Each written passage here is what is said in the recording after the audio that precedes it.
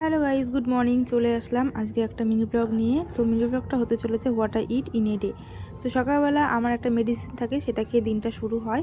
আর তারপরে রোজকার মতন আমি এখানে গরম জলে লেবু মধু খেয়ে নিই, সেটা এখানে তৈরি করছি। আর এই ড্রিঙ্কসটা কিন্তু পাল্টাতেই থাকে, মানে এক এক সময় আমি এক একটা খেতে থাকি। আপাতত এই শীত জুড়ে আমি এই লেবু মধুটাই খাচ্ছি। সকালবেলা কিন্তু উষ্ণ গরম জল খাওয়া খুবই ভালো, তার সাথে যদি লেবু মধু বা জিরে বা অন্য কিছু থাকে তাহলে তো আরোই ভালো হয়।